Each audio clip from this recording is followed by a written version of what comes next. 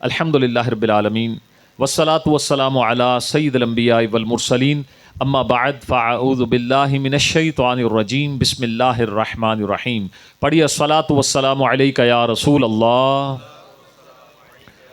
وعلی آلک واصحابک یا حبیب اللہ. الصلاة والسلام علیک یا نبی اللہ وعلی آلک واصحابک یا نور اللہ. عاشقان رسول تاجدار عرب و عجم رسول محتشم شاہ بنی آدم نور مجسم صلی اللہ علیہ وآلہ وسلم کا فرمان عظمت نشان ہے، جس کا مفہوم یہ ہے، فرمائے میری ذات پر درود پڑھنا تمہاری دعاؤں کی محافظت کرتا ہے.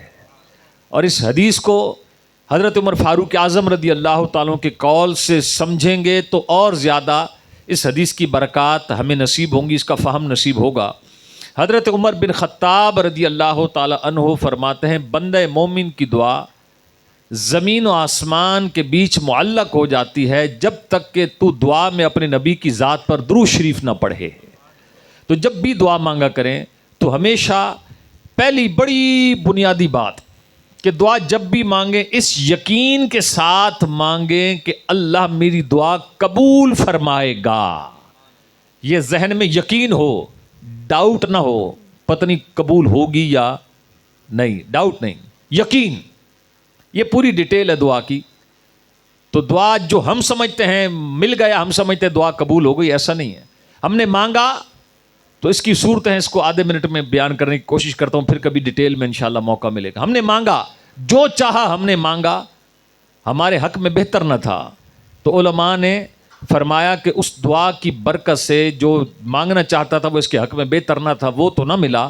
البتہ دعا مانگنے کی وجہ سے اللہ نے کسی آنے والی پریشانی کو دور کر دیا، مصیبت کو دور کر دیا. نمبر 2 یہ کہ جو دعا بندے نے مانگی دنیا میں ظاہراً وہ دعا قبول نہ ہوئی اور اللہ نے اس دعا کو بندہ کے آخرت کے بینک میں جمع کر دیا. لفظ بینک میں سمجھانے کے لیے عرض کر رہا ہوں.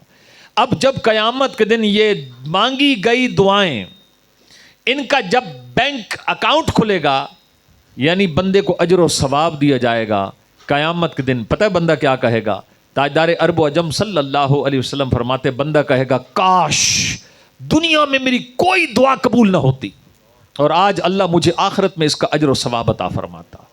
تو میں کہنا یہ چاہ رہا ہوں کہ جب بھی دعا مانگے دعا کے اول اور آخر درود شریف پڑھا کریں. جب بھی دعا مانگے اس یقین کے ساتھ مانگے کہ دعا قبول ہی قبول ہے. اور نمبر 3 دعا مومن کا ہتھیار ہے جو کہ 99.99% مسلمان استعمال نہیں کرتے. اور اگر میں یوں کہوں 99% نمازی بھی استعمال نہیں کرتے تو آپ کہیں گے خالد بھائی ہر نماز کے بعد دعا مانگتے تو ہیں، اور ہتھیار کیسے استعمال ہوتا ہے؟ امام صاحب عربی میں مانگتے ہیں، ہمیں ترجمہ آتا کوئی نہیں. امام صاحب تو 1 منٹ کی دعا کر لینا، 1.25 منٹ کی، تو لوگ بیزار ہو جاتے ہیں، کہتے ہیں یار مولوی دعا بڑی لمبی مانگتا ہے. اللہ اکبر. اور ہماری جب ہم اپنی دعا مانگتے پریشان نظری، کبھی بلڈنگ کو دیکھ رہے ہیں، کبھی مسجد کی دری کو، اس کو دعا خشوع اور خضوع سے مانگنی چاہیے. نگاہ جھکی ہو، کامل یقین ہو، دل اور زبان یہ ایک پیج پر ہوں. جو دل کی صدا ہو زبان اس کی ترجمانی کرے، انشاءاللہ دعا قبول ہی قبول ہے. اللہ پاک ہم سب کو اس ہتھیار کو استعمال کرنے کی توفیق عطا فرمائے. آج ہم جو پریشان ہیں نا، ڈپریس ہیں، اس ڈپریشن کی بہت بڑی وجہ پتہ کیا ہے؟ ہم لوگوں کو دکھ سناتے ہیں، ہم لوگوں کو دکھ درد سناتے ہیں، اس کی بارگاہ میں جا کے نہیں سناتے جس نے دکھوں کو دور کرنا ہے. اس کی بارگاہ سے ربط مضبوط ہو جائے تو وہ تو شہرک سے زیادہ قریب ہے. اللہ پاک ہم سب کو دعائیں مانگنے کی توفیق عطا فرمائے. اور ہمارے صفدر بھائی جس مقام پر جا رہے ہیں ویسے تو الحمدللہ ہر وقت ہی اس کی رحمت ہر جگہ شامل حال ہے، وہاں تو دعائیں قبول ہی قبول ہیں. اللہ پاک مجھے آپ کو ہمیشہ دعا کے اول آخر درود پاک پڑھنے کی توفیق عطا فرمائے اور اللہ ہمیں اس ہتھیار کو صحیح استعمال کرنے کی توفیق عطا فرمائے. جب ساری عبادت آپ کر لیتے ہیں نا تو فرمائے دعا عبادت کا مغز ہے. سبحانک اللہ آپ نے پڑھا، الحمد شریف پڑھی، سبحان ربی العظیم رکوع میں پڑھا، آپ نے سبحان ربی العالی پڑھا. ساری کوشش کی 4 رکعت کی جو محنت تھی کیسے آپ نے سمیٹی؟ دعا کی صورت میں ربنا اغفر لی، اللہ مجھے بخش دے، वली वालिदैया, मेरे वालिदैन को बख्श दे, वलिल मोमिनीना, सारे मुसलमानों को बख्श दे, यौम यकूमुल हिसाब, जिस दिन हमारा हिसाब होने लगे। अल्लाह पाक से दुआ करते हैं अल्लाह इन्हें भी, यहाँ भी, वहाँ भी, और आपको और मुझे भी हर वक्त दुआ करते रहने की तौफीक नसीब फरमाए। जितना परेशानियों का, महंगाई का, बे औलादी का, घर की टेंशन्स का रोना लोगों के सामने रोते हैं, इसका कुछ हिस्सा अपने रब की बारगाह में आके झुक जाते तो वो रब बड़ा करीम है, परेशानियां मांगे से ही टल जाती। और दुआएं मांगते तो मैंने कहा ना, दुआ तो कबूल ना हुई लेकिन दुआ की बरकत से किसी आने वाली परेशानी को टाल दिया जाता है, वो परेशानियां टल जाती। अल्लाह पाक करम फरमाए। रसूल बरकत के लिए दुरूद पाक पढ़ लीजिए। अल्लाहुम्मा सल्ली अला सय्यिदिना व मौलाना मुहम्मदिन अदद मा फी इल्मिल्लाहि सलातन दाइमतम बिदवामी मुल्किल्लाह। अब्दुल्ला इब्न उमर रदी अल्लाह तआला अन्हुमा से रिवायत है, अल्लाह ने जब जन्नत से हज़रत आदम अलैहिस्सलाम को ज़मीन पे उतारा तो हज़रत आदम अलैहिस्सलाम ने काबतुल्लाह का हज किया। जब आप काबतुल्लाह का हज कर चुके तो फरिश्ते हज़रत आदम अलैहिस्सलाम से पूछते हैं, ए आदम, बल्कि पहले फरिश्तों ने कहा कि हमने आपसे भी पहले 2000 साल पहले हमने आपसे इस घर का हज किया। हज़रत आदम अलैहिस्सलाम ने पूछा, ए फरिश्तों, जब तुम खाना काबा का तवाफ़ करते थे क्या पढ़ते थे?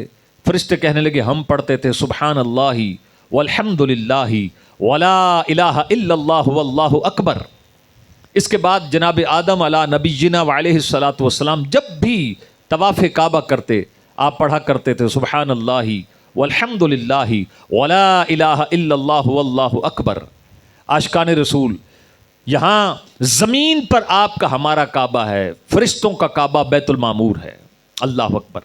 तो हज़रत आदम अलैहिस्सलाम ने एक बार अल्लाह की बारगाह में दुआ की कि ए अल्लाह, मेरी औलाद में से किसी को ये एजाज़ बख्शना कि वो तामीर काबा अज़्सर नौ तामीर नौ करे, तामीर काबा करे। आपने दुआ मांगी, अल्लाह पाक ने फरमाया, ए आदम, इसका फ़ैसला मैं बहुत पहले से कर चुका हूँ, आप ही की औलाद में मेरे खलील इब्राहीम अलैहिस्सलाम तशरीफ़ लाएंगे जो खाना काबा की तामीर नौ करेंगे।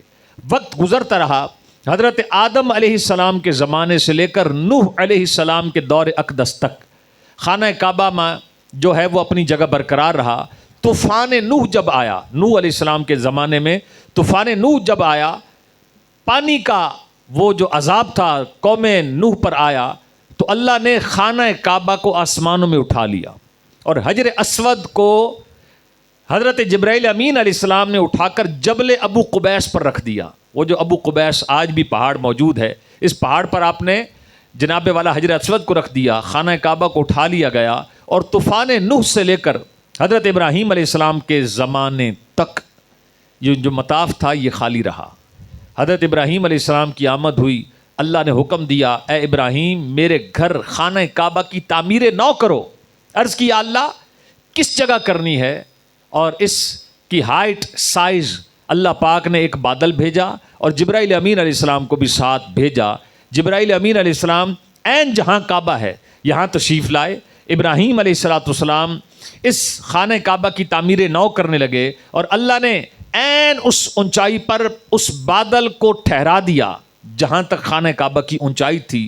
और अब हज़रत इब्राहीम अलैहिस्सलाम इसको तामीर करते जाते, जब ये खाना काबा की तामीर मुकम्मल हो गई, अल्लाह ने हुक्म दिया, ए इब्राहीम, इस घर के हज का ऐलान करो कि लोग इस घर के हज को आएँ। एक रिवायत में भी पढ़ रहा था मगरिब से पहले, जनाब आदम अलैहिस्सलाम के ज़माने से लेकर और आज तक 10 मरतबा खाना काबा की तामीर अस्सर नौ यानी तामीर हुई है, 10 बार। बहरहाल रिवायात होती हैं, 19-20 हो जाता है, कोई इतनी बड़ी बात नहीं। तो 10 बार खाना काबा को नए सिरे से तामीर किया गया। तो इब्राहीम अलैहिस्सलाम ने जनाबे वाला अल्लाह की बारगाह में अर्ज़ की, या अल्लाह, यहाँ तो कोई आबादी नहीं, जंगल बयाबान है, हर तरफ संगलाख पहाड़ ही पहाड़ है, मैं आवाज़ तो दूंगा, मेरी आवाज़ सुनेगा कौन? फरमाया, ए आदम, आवाज़ लगाना, इब्राहीम, आवाज़ लगाना आपका काम, आवाज़ पहुँचाना हमारा काम। अल्लामा जलालुद्दीन सयूती शाफी रहमतुल्लाह अलैह, तफसीर जलालैन लिखने वाले और हदीस पाक के स्पेशलिस्ट मुहद्दिस حضرت علامہ جلال الدین سیوطی شافعی رحمۃ اللہ علیہ تفسیر در منصور میں لکھتے ہیں، حضرت ابراہیم علیہ السلام کو اللہ نے جب حکم دیا آپ جبل ابو قبیس پر آئے، یہ بالکل خانہ کعبہ کے ساتھ قریب میں ہی جائیں تو یہ پہاڑ ہے، اور قربان جائیں ابو قبیس، اس پہاڑ پر چڑھیں۔ جب یہ روایتیں سامنے ہو نا، جیسے ہمارے الحمدللہ صفدر بھائی جا رہے ہیں، تو یہ روایتیں سامنے ہوں، اس پہاڑ کی اہمیت اور فضیلت پتہ ہو، پھر بندے کو لطف آتا ہے۔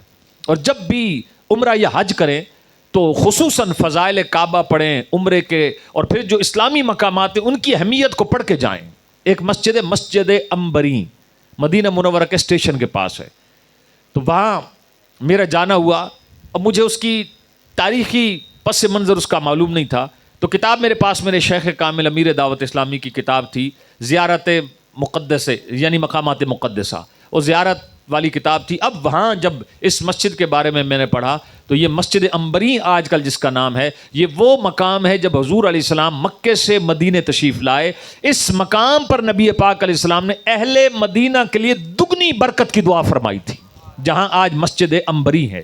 جب اس کا پس منظر پڑا تو پھر پتہ چلا کہاں کھڑے ہیں۔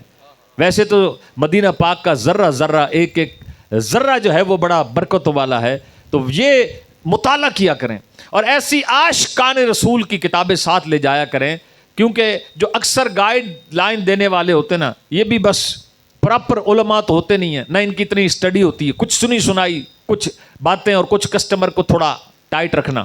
تو اللہ پاک کرم فرمائے مستند علماء کی کتابیں لے کر جائیں گے تو انشاءاللہ مقامات مقدسہ کی زیارت کا لطف آ جائے گا۔ حضرت ابراہیم علیہ السلام جبل ابو قبیس پر آئے، اور آپ نے اللہ کے گھر کی حج کی جب دعوت دی تو آپ نے عرض کیا تھا نا، یا اللہ جنگل بیابان پہاڑی پہاڑ، میری آواز کون سنے گا؟ فرمایا ابراہیم آواز لگانا آپ کا کام۔ ابراہیم علیہ السلام نے جب آواز لگائی تو عاشقان رسول، میرا رب جو کن فیکون کا مالک ہے، علی کل شیء قدیر ہے، دنیا میں بسنے والے انسان ان تک تو آواز پہنچی، پہنچی۔ علماء نے لکھا عالم ارواح میں روح نے اور ماں کے پیٹوں میں جناب بچوں نے بھی حضرت ابراہیم کی صدا کو سنا، اور سن کر خوش بختوں نے کہا لبیک اللہم لبیک، لبیک لا شریک لک لبیک۔ یہ تلبیہ میں نے پورا ہی پڑھ دیا، روایت میں نے لبیک پڑھا، تو پڑھ لیتے ہیں لبیک اللہم لبیک، لبیک لا شریک لک لبیک، ان الحمد والنعمت لک والملک لا شریک لک لبیک۔ اب جس خوش نصیب نے حضرت ابراہیم کا اعلان سنا تو کسی نے کہا ایک بار لبیک کا جب جواب، اللہ حضرت ابراہیم علیہ السلام کی صدا کا جواب، کسی نے ایک بار لبیک کہا، اللہ نے ایک حج لکھ دیا، کسی نے 2 بار کہا، 3 بار کہا، جتنی بار ریپلائی کیا اتنے حج اللہ نے مقدر میں لکھ دیے۔ کچھ عرصہ پہلے ایک صاحب کی ڈیتھ ہوئی، 2 سال ہو گئے ہوں گے یا 3 سال، ان کے بارے میں مجھے پتہ چلا، قریبی جاننے والے ہیں کہ 36 سال ہو چکے تھے، ہر سال حج کو جا رہے تھے۔ کیا بات ہے، خوش بخت ایسے بھی ہوتے ہیں۔ اور عاشقان رسول 36 حج سے مجھے یاد آیا محمد بن منقدر رحمۃ اللہ علیہ، یہ تابعی بزرگ ہیں، اور ماشاءاللہ پڑھے لکھے لوگ بیٹھے ہیں، تابعی کو سمجھتے ہیں جس نے حالت ایمان میں صحابی کا دیدار کیا اور حالت ایمان پر ان کی ڈیتھ ہوئی، وہ تابعی ہیں، تابعی بزرگ ہیں، محمد بن منقدر رحمۃ اللہ علیہ۔ انہوں نے 33 حج کیے۔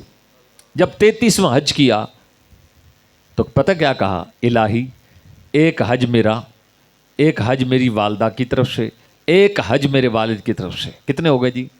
باقی کتنے رہ گئے؟ 30۔ یہ ہے وہ مقام ناز، اللہ کے پیارے تھے نا، الہی 30 حج ان تیرے بندوں کے لیے جو حج پہ آئے ان کا حج قبول نہ ہوا۔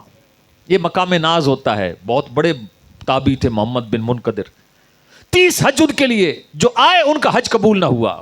جب آپ نے یہ کہا، عاشقان رسول رات کو سوئے، خواب میں اللہ پاک نے پتہ کیا فرمایا، او محمد بن منقدر، اس پہ کرم کرتا ہے جس نے جو خود کریم ہے، اس پہ سخاوت کرے گا جس نے سخاوت کو پیدا کیا۔ 30 حج میرے ان بندوں کی طرف سے۔ آگے جو الفاظ ہیں روایت کے، فرمائے محمد بن منقدر، مجھ رب کو اپنے عزت و جلال کی قسم، وقوف عرفات، میدان عرفات بنانے سے 2000 سال پہلے ہماری رحمت نے اعلان کیا تھا، جو بندہ وقوف عرفات کرے گا میں اس کی بخشش کر دوں گا۔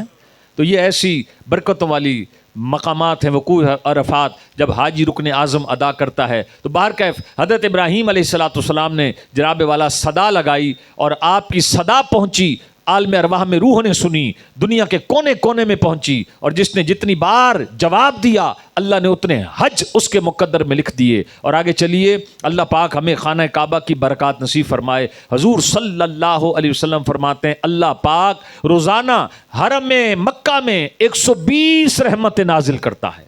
کتنی؟ 120 رحمتیں نازل ہوتی ہیں۔ فرمایا 60 رحمتیں ان لوگوں پہ نازل ہوتی ہیں جو خانہ کعبہ کا طواف کر رہے ہوتے ہیں، باقی رہ گئی 60۔ فرمایا 40 رحمتیں ان پہ نازل ہوتی ہیں جو حرم کے اندر نماز پڑھ رہے ہوتے ہیں، باقی رہ گئی 20۔ حضور علیہ السلام فرماتے ہیں 20 رحمتیں ان پر نازل ہوتی ہیں جو بیٹھ کر خانہ کعبہ کا دیدار کر رہے ہوتے ہیں۔ اللہ اکبر!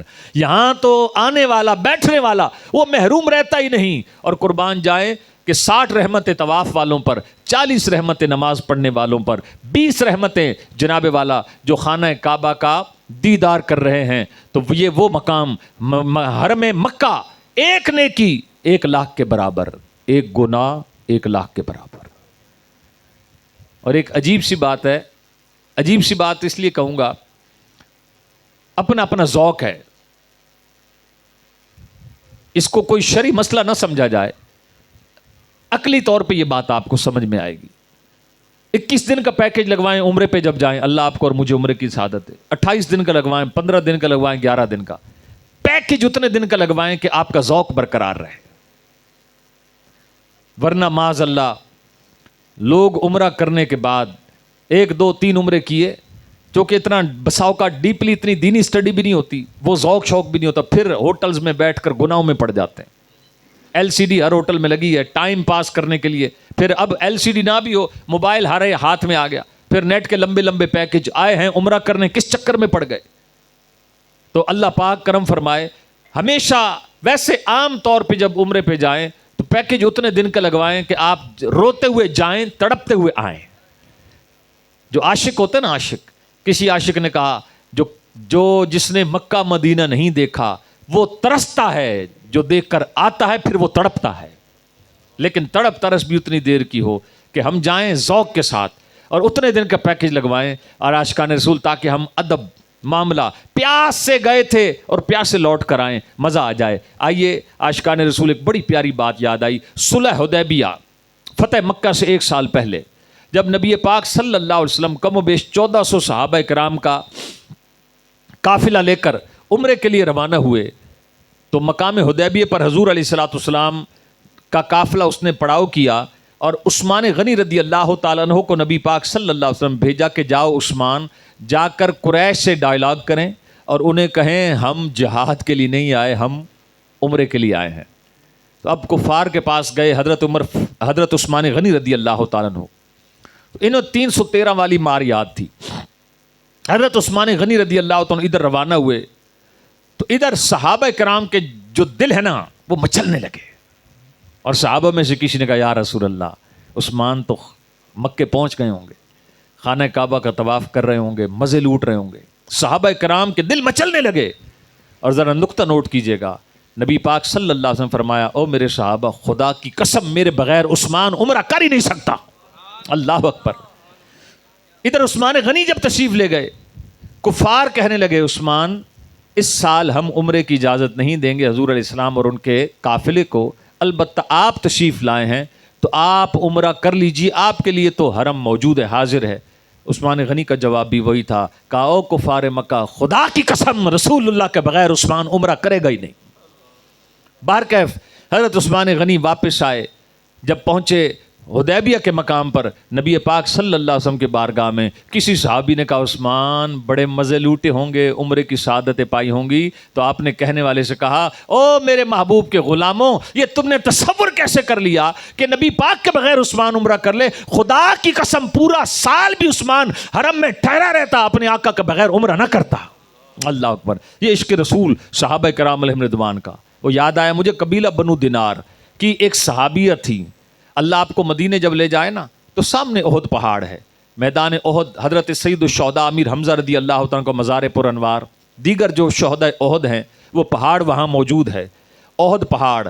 ایک اور نقطہ یاد آ گیا، محبت یہ دل کی کیفیت کا نام ہے. محبت کیا ہے؟ دل کی کیفیت کا نام ہے. اور بڑی اہم بات عرض کروں گا، بعض ہم بے نمازی کو کنڈیم کرتے ہیں، نماز قضا کرنا گناہ کبیرہ، لیکن اگر کوئی محبت رسول کا دعویٰ کرے، حضور علیہ الصلوۃ والسلام کی نعتیں پڑھے، میلاد منائے، کبھی بھی نہ اس کو تنقید نہ کریں، بس یہ چھڑے چھوڑے عاشق بنے ہوئے ہیں، ایسا نہ کریں. اس کو نیکی کی دعوت دے، سمجھائیں. اگر وہ حضور اپنے آقا کی محبت میں، اگرچہ ظاہر نماز تو فرض ہے، اس پر تو کوئی دو رائے ہے نہیں، لیکن نقطہ بڑا پیارا ہے، اس کو سمجھیے گا. پھر بھی کسی کی محبت رسول پر فتویٰ نہ لگائیں. میں کوئی تنقید کی بات نہیں کر رہا. عاشقان رسول محبت پتہ کس چیز کا نام ہے؟ ایک صحابی نے عرض کی، یا رسول اللہ صلی اللہ علیہ وسلم قیامت کب آئے گی؟ میرے آقا نے کیا فرمایا؟ تو نے کیا تیاری کی؟ وہ صحابی عرض کرنے لگے، یا رسول اللہ بہت زیادہ، میں خلاصہ عرض کر رہا ہوں حدیث پاک کا، یا رسول اللہ بہت زیادہ کثرت سے میرے پاس نمازیں نہیں ہیں، مراد نفلی نمازیں، کثرت سے عبادات، نفلی عبادات نہیں ہیں. بس حضور ایک کوالٹی ہے میرے اندر، رب اور اس کے رسول سے محبت کرتا ہوں. تو میرے آقا نے فرمایا، تجھے مبارک ہو جو جس سے محبت کرے گا قیامت کے دن اسی کے ساتھ اٹھایا جائے گا. اب یہاں پر آج وقت ایسا ہے، اللہ ہمیں وہ لوگ نہ دکھائے کہ جو امام حسین رضی اللہ تعالیٰ کے مقابل یزید کو لا کھڑا کرتے ہیں، کمپیئر کرتے ہیں. معاذ اللہ یہاں تک وہ اتنی بڑی جسارت کر جاتے ہیں کہ یہ تو ایک سیاسی جنگ تھی. معاذ اللہ وہ بھی شہزادے، یہ بھی شہزادے، کوئی ڈیبیٹ کرنے کی ضرورت نہیں. مولانا شفیع قاڑوی رحمۃ اللہ علیہ، ان کے پاس ایک شخص آیا، یزید کے حق میں دلائل دینے لگا. آپ نے کہا مقدی مکاؤ، 100 سنار کی ایک. انہوں نے کہا تو گل چھڈ، یزید کی حمایت وغیرہ نہ کر، میں دعا کرتا ہوں تو آمین کہنا، تو دعا کر میں آمین کہتا ہوں. میں دعا کرتا ہوں اللہ قیامت کے دن مجھے امام حسین کے ساتھ اٹھا، تو کہنا آمین. تو دعا کر یا اللہ مجھے قیامت کے دن یزید کے ساتھ اٹھا، میں کہتا ہوں آمین. اتھو ہی نس گیا. اللہ اکبر. اللہ پاک کرم فرمائے. محبت کیا ہے؟ دل کی کیفیت کا نام ہے. اور علم الدین شہید محدث تھا، مفسر تھا، عالم تھا، مبلغ تھا، نعت خوان تھا، لوہاروں کا ایک عام سا نوجوان تھا. اور ڈاکٹر اقبال جیسے بڑے بڑے کہہ گئے، ہم تو سوچتے رہے اور لوہاروں کا بیٹا آج بازی لے گیا. علم الدین شہید رحمۃ اللہ علیہ. احد پہاڑ سے بات چلی تھی. پہاڑ پر نماز فرض نہیں ہے، پہاڑ پر روزے فرض نہیں ہیں، پہاڑ شریعت کے حکام کا مکلف اور پابند نہیں ہے، لیکن تاجدار مدینہ علیہ السلام فرماتے احد پہاڑ ہم سے محبت کرتا ہے، ہم احد سے محبت کرتے ہیں. اور محبت رسول کی وجہ سے احد پہاڑ بھی جنت میں جائے گا. اور عاشقان رسول جس پہاڑ کو حضور کی محبت نصیب ہو جائے وہ جنت میں جائے گا. ایک حضور کا غلام رو رو کے مصطفیٰ نے دریا بہا دیے ہیں، اللہ کیا جہنم اب بھی نہ سرد ہوگا، رو رو کے مصطفیٰ نے دریا بہا دیے ہیں. سرکار فرماتے قیامت کا دن ہوگا، اللہ کے عرش کے نیچے انبیاء کے لیے سونے کے ممبر بچھائے جائیں گے. حضور فرماتے ہیں سارے نبی اپنی کرسیوں پر بیٹھے ہوں گے، مجھ مصطفیٰ کا ممبر خالی ہوگا. کیوں؟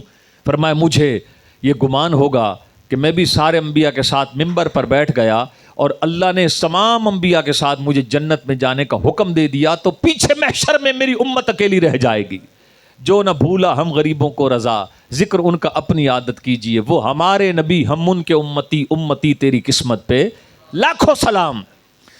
تو اب میرے آقا فرماتے اللہ پاک فرمائے گا محبوب غم نہ کیجئے آپ کی امت کے بارے میں. حضور علیہ السلام فرماتے کہ میں ممبر پر نہیں بیٹھوں گا، مجھے گمان ہوگا اللہ نے جنت میں جانے کو حکم دے دیا، محشر میں امت اکیلی رہ جائے گی.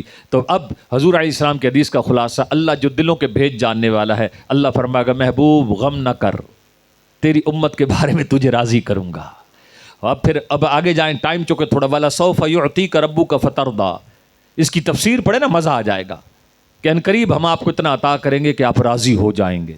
تو باہر محبت جو ہے عاشقان رسول، یہ ایک کیفیت کا نام ہے. اور کسی کی محبت پر فتویٰ نہ لگائیں، اس کی داڑھی ہو یا نہ ہو. جی ہاں جی، ادھر ہی آ رہا ہوں. کیا بات. محبت عشق رسول کا نام ہے.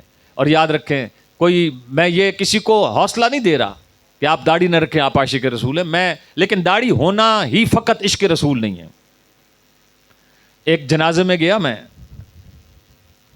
اور ایک بہت بڑا جنازہ تھا حاجی صاحب عبد الغفار صاحب کا. राव अब्दुल गफ़ार साहब, एक क्लीन शेव डॉक्टर मुझे मिला, और बड़ा मैं जानता हूँ बड़ा वो डॉक्टर साहब बड़े मकसद है कि बिजी होते हैं, पेशेंट्स का जनाब तांता बंदा होता है। कई बार हम गए, डॉक्टर साहब मुझे जनाजे में मिल गए, pant shirt clean shave doctor साहब, ऐसे ही बाय द वे पूछ लिया, सलाम दुआ। मैं डॉक्टर साहब जानते हैं आप इनको? कह रहे जानता नहीं हूँ, गुजर रहा था, इतनी बड़ी गैदरिंग देखी, मैं कहा हो सकता कोई बख्शा हुआ हम भी बख्शे जाएं। अल्लाह अकबर। हम मौलवियों को तो कोई बुलाए तो जनाजा पढ़ाने जाते हैं, हाँ जी, शाह जी नू खड़ा करता बुलाया मैनू तो हो सकता मैं नाराज़ ही हो जावा, भाई शाह जी नू खड़ा करता जनाजे वास्ते तो बुलाया मैनू सी। अल्लाह अकबर। और उस कद के उस डॉक्टर का जो जज्बा था ना, उसके सामने मैंने अपने आप को बड़ा छोटा महसूस किया। अल्लाह अकबर। हम तो जब तक सलाम दुआ ना हो, जब तक मतलब हो, जाते ही नहीं है, लेकिन कुर्बान जाएं। इस आदमी की सोच में कितनी पाकीज़गी थी कि यार गुजर रहा था, ओ भाई पैंट शर्ट थी, आखिर वुजू भी किया होगा, शर्ट की जनाब कोनियाँ भी नंगी की होंगी, चढ़ाइयाँ भी होंगी, और आके दिन का गर्मी का वक्त था, दिन का वक्त था, खैर गर्मी नहीं थी, मौसम जनवरी का था, मुझे आज भी याद है 1 जनवरी थी वो या इस तरह का। तो अल्लाह पाक उनकी बख्शिश फरमाए। तो आशिकान रसूल पता कोई नहीं कौन किस हाल में अल्लाह उससे राज़ी हो जाए। किसी मुसलमान को अपने से कम तर ना समझें। बात चल रही थी इश्क रसूल की। कबीला बनु दिनार की एक सहाबिया मैदान ओहद लगा हुआ है, और शैतान ने अफवाह उड़ा दी कि हजूर अलैहिस्सलाम को शहीद कर दिया गया। एक सहाबिया कबीला बनु दिनार की मदीना शरीफ से चली तेज कदमों के साथ मैदान ओहद की तरफ। इन सहाबिया के वालिद, भाई और बेटा तीनों जंग ओहद में थे। अब सहाबिया बेचैन हैं कि क्या नबी पाक अलैहिस्सलाम को शहीद कर दिया गया। इश्क रसूल से मामूर उनका सीना। सहाबिया आई, सहाबा इकराम का एक गिरोह, उसका सामना हुआ। किसी ने कहा उन सहाबिया से, ए खातून, आपके वालिद जो जंग ओहद में आए थे वो शहीद हो गए। वालिद की शहादत की खबर सुनकर उन सहाबिया के इश्क रसूल का लेवल और स्टेटस क्या था, वो कहेंगे ये बताओ सरकार कैसे है। किसी ने कहा आपका भाई जो आया था ना वो भी शहीद हो गया। पहले बाप फिर भाई, फरमाया ये बताओ सरकार कैसे है। अब तो अखीर हो गई। किसी ने कहा आपका बेटा जो मैदान ओहद में आया था वो भी शहीद हो गए। उन सहाबिया रदी अल्लाह ताला अन्हा ने कहा मुझे ये बताओ सरकार कैसे हैं। तो साहबा ने अर्ज़ की अल्हम्दुलिल्लाह, हजूर सल्लल्लाहु अलैहि वसल्लम बखैर व आफ़ियत अल्हम्दुलिल्लाह हयात हैं। अब सहाबिया जो हैं वो तशरीफ़ ले गईं। जाकर जब नबी पाक सल्लल्लाहु अलैहि वसल्लम का दीदार किया तो दीदार रसूल करते हुए कहने लगीं, या रसूल अल्लाह, आप सलामत हैं तो फिर कोई गम नहीं है, आप सलामत हैं तो कोई गम ही नहीं है। तो अल्लाह पाक हम सबको वो प्यारा काबा, वो मीठा मदीना बार बार देखना, चूमना नसीब फरमाए। आखिर में मैं अपनी बात को समेटते हुए हज के मुतालिक मैं 3-4 अहदीस बयान करूँगा, मुख्तसर सी हैं, बिल्कुल एक एक लाइन की। अल्लाह हम सबको हाजी बनाए। और अल्हम्दुलिल्लाह जो शख्स अल्लाह के लिए हज करे, और बड़ी अहम बात है सफदर भाई, खुसूसन बुखारी शरीफ के हदीस पाक है, जो शख्स अल्लाह के लिए हज करे और हज के दौरान फहश बात मुंह से ना निकाले और गुनाह से बचे, तो वो हाजी जब वापस लौटता है तो ऐसे गुनाहों से पाक हो जाता है जैसे माँ के पेट से पैदा हुआ है। तो 2 चीज़ें हदीस में मेंशन की गई, हज करना है, फौश कलामी नहीं करनी, गुनाहों से बचना है। दूसरी हदीस पाक नबी पाक अलैहिस्सलाम ने इरशाद फरमाया कि पै दर पे, यानी हाजी जाते ना हज, तो उम्रे करने की शहादत हासिल हो जाती है। फरमाया हज और उम्रा किया करो, हज और उम्रा किया करो, ये फकर को, फाके को और गुनाहों को ऐसे दूर कर देते हैं जैसे लोहे की भट्टी जो है वो भट्टी लोहे, सोने और चांदी के मैल को दूर कर देती है। हज और उम्रा किया करो, ये ऐसे इंसान को जो है वो गुनाहों से पाक कर देते हैं। और फरमाया हज मबरूर, कबूल शुदा हज का बदला सिर्फ जन्नत है। हज मबरूर का बदला क्या है? सिर्फ जन्नत है। हजूर सल्लल्लाहु अलैहि वसल्लम इरशाद फरमाते हैं हज करने वाले और उम्रा करने वाले अल्लाह के मेहमान हैं। अल्लाह किसके मेहमान हैं? अल्लाह के मेहमान हैं। अगर वो अल्लाह से दुआ करें तो अल्लाह उनकी दुआएं कबूल करता है। और ये इब्ने माजा की हदीस पाक है। हज और उम्रा करने वाले किसके मेहमान हैं? अल्लाह के मेहमान हैं। अगर वो अल्लाह से दुआ करें अल्लाह उनकी दुआ कबूल करता है, और अगर वो अल्लाह से बख्शिश मांगे तो अल्लाह उन्हें बख्श देता है, अल्लाह उन्हें माफ़ी से भी नवाज देता है। और आशिकान रसूल, हज में क्या होता है? हज में खुशबू नहीं लगानी, एहराम जब बांधना है जनाब वाला वो एहतियातें आ जाएंगी। अमीर है, गरीब है, कोई कैसा ही जो हज पे पहुंच गया तो जनाब वाला करोड़ोंपति है या लाखोंपति है या कोई सफ़ेद पोश गया, सबकी चादरें एक जैसी हैं, खैमे हैं, कोशिश है। और अपने अना को फना किया है जी, सर मुंडा दिया, 3 चादरें जनाब वाला बंदा चादरें पहनकर जो है वो 2 وہ پھر رہا ہے اور دو چادریں پہن کر سب کا لباس ایک جیسا، سب کا سٹیٹس ایک جیسا، سب اللہ کے بندے ہیں، عربی ہے، اجمی ہے، گورا ہے، کالا ہے، پاکستانی ہے، انڈین ہے، ملائیشین ہے، کہیں کا مسلمان بھی ہے، ہیں جی، اللہ کی بارگاہ میں آ گئے، آج سب ایک ہیں۔ اور پھر حج، وہاں انسان اپنے آپ کو کتنا فنا کرتا ہے، گھر جیسا، چونکہ سفر حدیث کا خلاصہ، عام سفر بھی ہو نا، فرمایا سفر جو ہے وہ مصیبتوں کا ٹکڑا ہے، آزمائشوں کا ٹکڑا ہے، صبر کرنا پڑتا ہے۔ پچھلے سال کچھ حاجی شہید ہوئے، 54-55 تک بتا رہے تھے جو حاجی گئے تھے، اتنا درجہ حرارت پہنچ گیا، اور کئی حاجی وہاں شہید ہوئے۔ اور جو حج کو جائے اور شہید ہو جائے، فرمایا قیامت تک حج ہوتا رہے گا، اللہ شہید حاجی کے کھاتے میں ہر سال حج کا ثواب لکھتا رہے گا۔ ہاں، جو حاجی حج کو جائے اور شہید ہو جائے، قیامت تک سمجھے کہ ثواب وہ اپنا لکھوا گیا۔ تو بہرحال اور بہت ساری باتیں، اپنے دلوں کے اندر حج اور عمرہ کرنے کا جذبہ پیدا کریں، ایسے فضائل کو پڑھیں، سنیں، اور جب بھی جائیں نا تو کوشش کریں، جیسے میرے پیر و مرشد امیر دعوت اسلامی کی کتاب ہے رفیق الحرمین، اور اسی طرح وہ 130 حکایات، عاشقان رسول کے 130 حکایات ڈاؤن لوڈ بھی کی جا سکتی ہیں دعوت اسلامی کی ویب سائٹ www.dawatislami.net۔ اور ایک گزارش اور ہے، عام طور پہ جو حج فرض ہوتا ہے اس کی ایک اہم کنڈیشن ہے، ایک یا دو کنڈیشنز ہیں۔ جس شخص پر حج کا، جیسے نا حج پرائیویٹ کیا جائے یا سرکاری کوٹے پر کیا جائے، جب حج کی اسکیم کھلے گی، جس شخص کے پاس اتنا پیسہ ہو کہ قرض اتار کر حج کے پرائیویٹ یا سرکاری ایکسپینسز وہ افورڈ کر سکتا ہو، اور پیچھے بیوی بچے فقر و فاقہ میں مبتلا نہ ہوں، اس قدر گھر میں راشن پانی خرچہ دے کر وہ جائے کہ پیچھے بیوی بچے تنگ دست نہ ہوں، اور حج کے اخراجات افورڈ کر سکتا ہو، ایسے شخص پر اسی سال حج کرنا فرض ہے۔ بہت بڑی مسکنسیپشن، حج آپشن نہیں ہے، جب موڈ بنے گا، ذہن بنے گا کر لیں گے، نہیں۔